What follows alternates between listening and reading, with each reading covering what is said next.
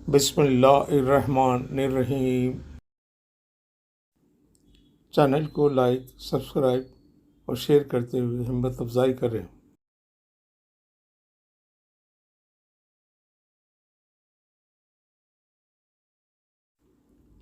حدیث نمبر 116۔ حضرت عبداللہ بن عمر رضی اللہ عنہ نے فرمایا کہ آخر عمر میں ایک دفعہ رسول اللہ صلی اللہ علیہ وسلم نے ہمیں عشاء کی نماز پڑھائی۔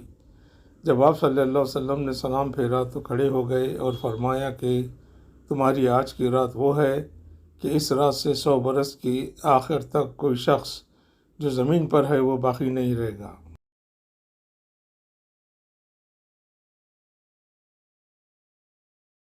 حدیث نمبر 117۔ حصہ نمبر 1۔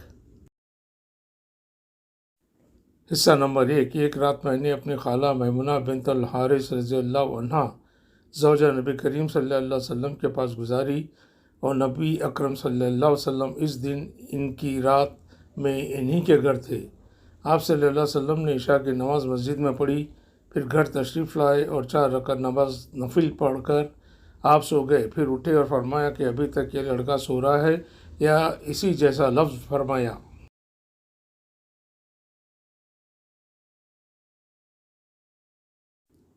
حدیث نمبر 117۔ حصہ نمبر 2۔ حصہ نمبر 2۔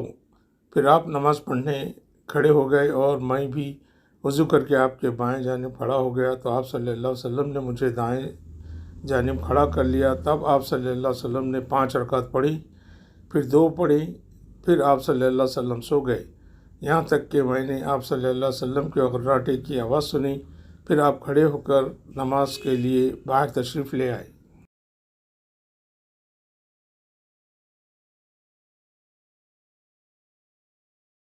حدیث نمبر 18۔ حصہ نمبر 1۔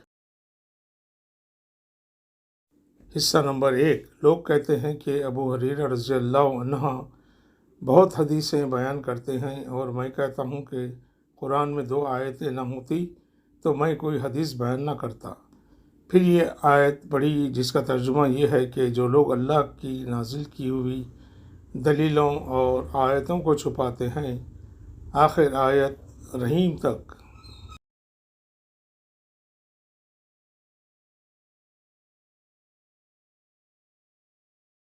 حدیث نمبر 118۔ حصہ نمبر 2۔ حصہ نمبر 2۔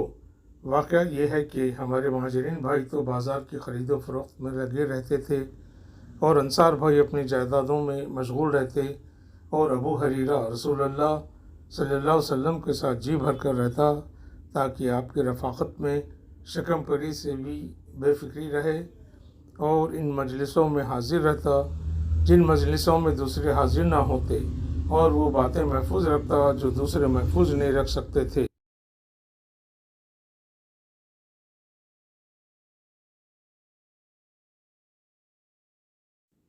حدیث نمبر 119۔ حصہ نمبر 1۔ حصہ نمبر 1۔ میں نے عرض کیا، یا رسول اللہ، میں آپ صلی اللہ علیہ وسلم سے بہت باتیں سنتا ہوں مگر بھول جاتا ہوں۔ آپ صلی اللہ علیہ وسلم نے فرمایا، اپنی چادر پھیلاؤ۔ میں نے اپنی چادر پھیلا لی۔ آپ صلی اللہ علیہ وسلم نے اپنے دونوں ہاتھوں کی چلو بنائی اور میرے چادر میں ڈال دی، فرمایا کہ چادر کو لپیٹ لو۔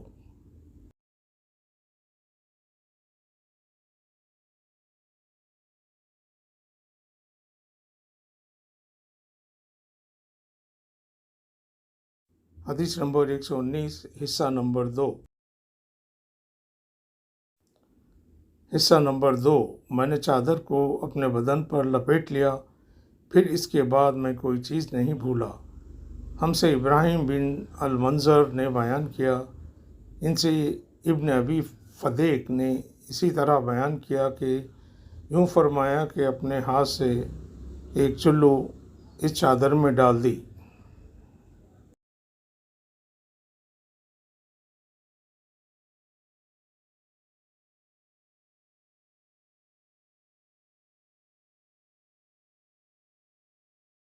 حدیث نمبر 120۔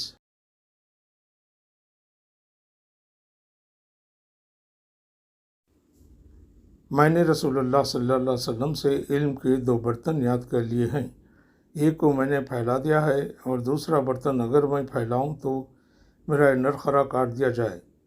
امام بخاری رحمۃ اللہ نے فرمایا کہ بلعوم سے مراد وہ نرخرا ہے جس سے کھانا اترتا ہے۔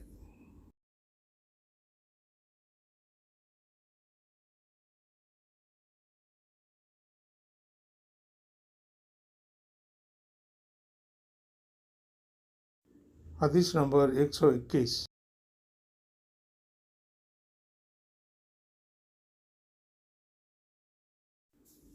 نبی صلی اللہ علیہ وسلم نے ان سے حجۃ الوداع میں فرمایا کہ لوگوں کو خاموش کر دو تاکہ وہ خوب سن لیں۔ پھر فرمایا، لوگو میرے بعد پھر کافر مت بن جانا کہ ایک دوسرے کی گردن مارنے لگو۔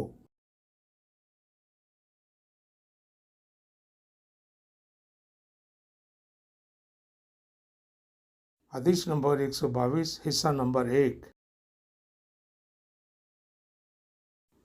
حصہ نمبر 1۔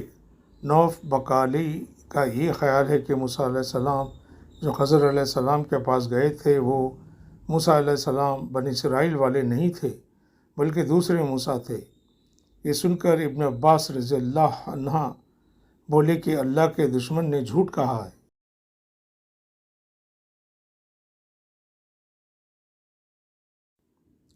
حدیث نمبر 122، حصہ نمبر 2۔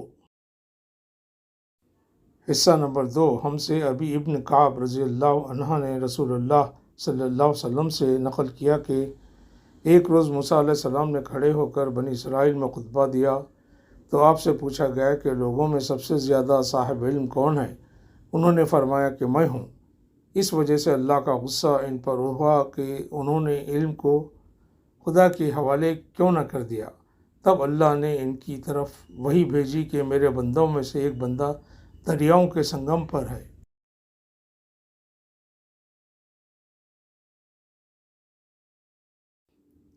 حدیث نمبر 122، حصہ نمبر 3۔ حدیث نمبر 3۔ جہاں فارس اور روم کے سمندر ملتے ہیں وہ تجھ سے زیادہ عالم ہیں۔ موسیٰ علیہ السلام نے کہا، اے پروردگار، میری ان سے ملاقات کیسے ہو؟ حکم ہوا کہ ایک مچھلی زنبیل میں رکھ لو، پھر جہاں تم اس مچھلی کو گم کر دو گے تو وہ بندہ تمہیں وہیں ملے گا۔ تب موسیٰ علیہ السلام چلے اور ساتھ اپنے خادم یشوع بن نون کو لے لیا اور انہوں نے زنبیل میں مچھلی رکھ لی۔ جب ایک پتھر کے پاس پہنچے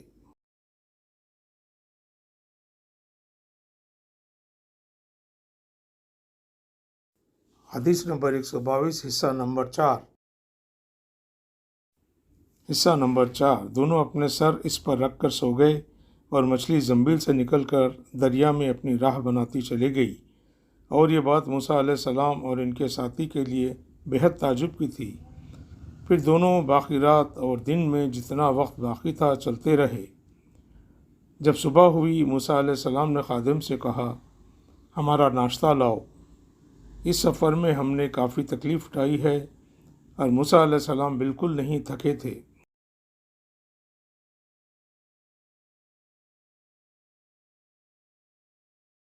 حدیث نمبر 122، حصہ نمبر 5۔ حصہ نمبر 5۔ مگر جب اس جگہ سے آگے نکل گئے جہاں تک انہیں جانے کا حکم ملا تھا، تب ان کے خادم نے کہا کہ آپ نے دیکھا تھا جب ہم صخرہ کے پاس ٹھہرے تھے تو میں مچھلی کا ذکر بھول گیا۔ بقول بعض صخرہ کے نیچے آب حیات تھا، وہ اس مچھلی پر پڑا اور وہ زندہ ہو کر بقدرت الہی دریا میں چل دی۔ یہ سن کر موسیٰ علیہ السلام بولے کہ یہ وہی جگہ ہے جس کی ہمیں تلاش تھی۔ تو وہ پچھلے پاؤں واپس ہو گئے۔ جب پتھر تک پہنچے تو دیکھا کہ ایک شخص کپڑا اوڑھے ہوئے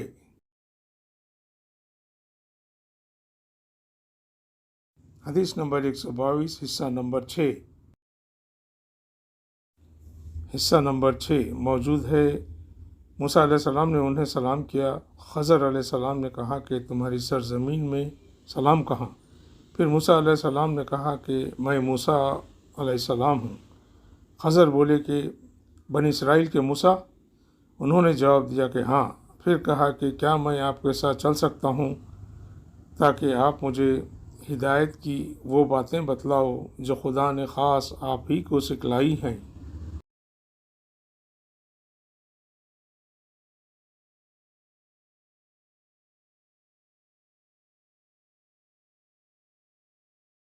حدیث نمبر 122، حصہ نمبر 7۔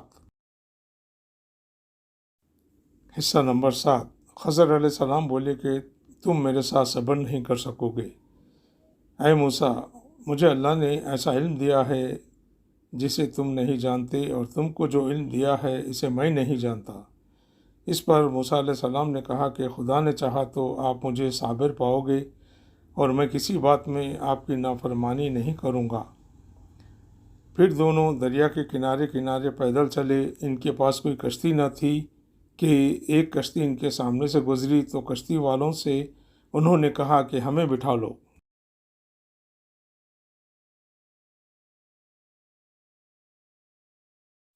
حدیث نمبر 122، حصہ نمبر 8۔ خضر علیہ السلام کو انہوں نے پہچان لیا اور بغیر کرائے کے سوار کرا لیا۔ اتنے میں ایک چڑیا آئی اور کشتی کے کنارے پر بیٹھ گئی۔ پھر سمندر میں اس نے 1 یا 2 چونچیں ماری۔ اسے دیکھ کر خضر علیہ السلام بولے کہ اے موسیٰ علیہ السلام، میرے اور تمہارے علم نے اللہ کے علم میں سے اتنا ہی کم کیا ہوگا جتنا اس چڑیا نے سمندر کے پانی سے۔ پھر خضر علیہ السلام نے کشتی کے تختوں میں سے ایک تختہ نکال ڈالا۔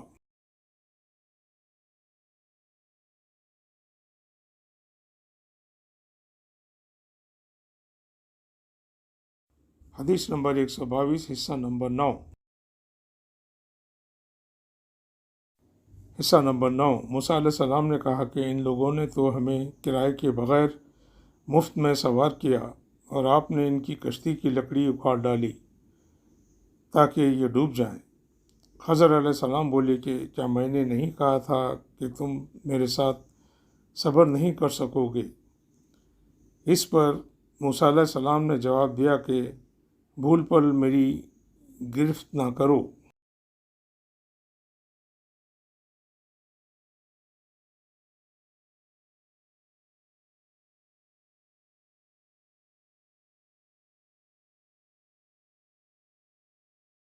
حدیث نمبر 122، حصہ نمبر 10۔ موسیٰ علیہ السلام نے بھول کر یہ پہلا اعتراض کیا تھا۔ پھر دونوں چلے۔ کشتی سے اتر کر ایک لڑکا بچوں کے ساتھ کھیل رہا تھا۔ خضر علیہ السلام نے اوپر سے اس کا سر پکڑ کر ہاتھ سے اسے الگ کر دیا۔ موسیٰ علیہ السلام بول پڑے کہ آپ نے ایک بے گناہ بچے کو بغیر کسی جانی حق کے مار ڈالا۔ غضب ہو گیا۔ خضر علیہ السلام بولے کہ میں نے تم سے نہیں کہا تھا کہ تم میرے ساتھ صبر نہیں کر سکو گے؟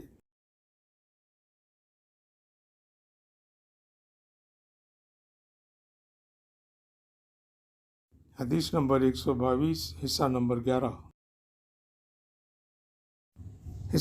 11۔ ابن آئینہ کہتے ہیں کہ اس کلام میں پہلے سے زیادہ تاکید ہے، کیونکہ پہلے کلام میں لفظ لک نہیں کہا تھا، اس میں لک زائد کیا جس سے تاکید ظاہر ہے۔ پھر دونوں چلتے رہے حتیٰ کہ ایک گاؤں والوں کے پاس آئے۔ ان سے کھانا لینا چاہا، انہوں نے کھانا کھلانے سے انکار کر دیا۔ انہوں نے وہیں دیکھا کہ ایک دیوار اسی گاؤں میں گرنے کے قریب تھی۔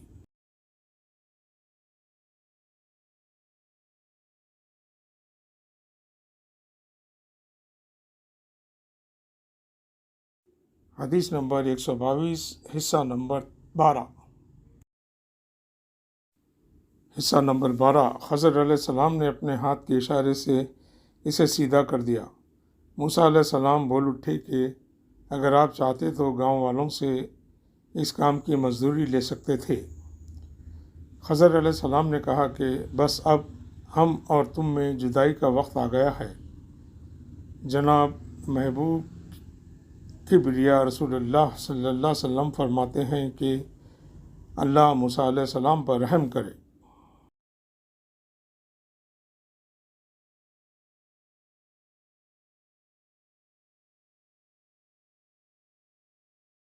حدیث نمبر 122 حصہ نمبر 13۔